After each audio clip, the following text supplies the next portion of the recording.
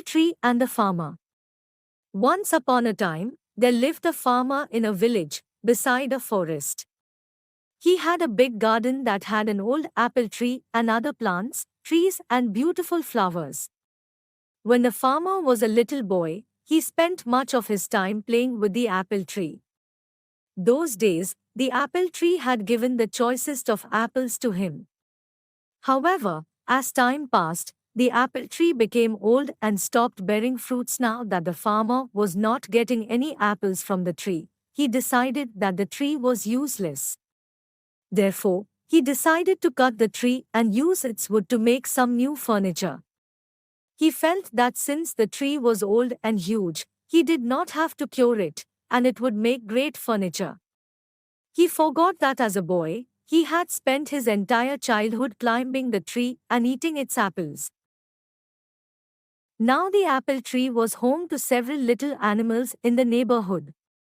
This included squirrels, sparrows, and a huge variety of birds and insects. When the farmer took his axe and began chopping the tree, all the little animals came rushing down. They all began to plead with the farmer.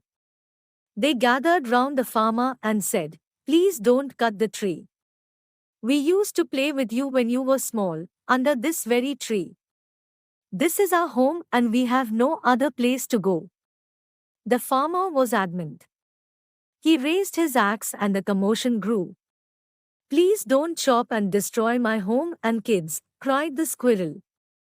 "Please don't chop and destroy my nest," cried the little birds. "Please don't cut the apple tree," cried the grasshopper. The farmer, however, forgot his childhood and his animal friends. He began to chop the tree harder. All the little animals became desperate and wanted to protect the apple tree at any cost. The little animals said, "We will sing for you when you are toiling away in the fields. We will look after your little boy. He will not cry, but instead will be entertained and happy. You will like our songs and will not feel tired." However, their cries for help fell on deaf ears. Despite all their requests, the farmer continued to chop down the tree. All of a sudden, he noticed something shiny. On inspecting it, he realized that it was a beehive, full of honey. He took a little and put it in his mouth. The taste of the honey woke up the little boy in him. Suddenly, the memories of his childhood came rushing back. The honey tasted so good that he wanted more. It brought a sense of happiness to him. He smiled and exclaimed, "This tastes amazing." Realizing the change in the farmer's attitude, the little animals spoke in unison. The bee said, "I will always provide you with sweet honey." The squirrel said, "I will share any amount of nuts that you want."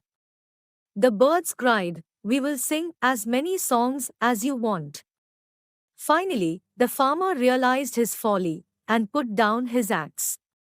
He understood that the tree was home to many lovely animals that provided him with so many things. He wanted his little boy to have the childhood that he had. The farmer realized that the apple tree was not that fruitless. The little boy in him saved the apple tree. He threw away the axe and said to the little creatures, "I promised that I would never cut this tree. I have realized my mistake and you all can now live in peace and harmony." The little creatures thanked the bee profusely. If the farmer had not found the beehive, they would have been homeless by now. They continued living happily in the old apple tree. Moral: each and every living thing in nature is of some use. We should not destroy any living thing.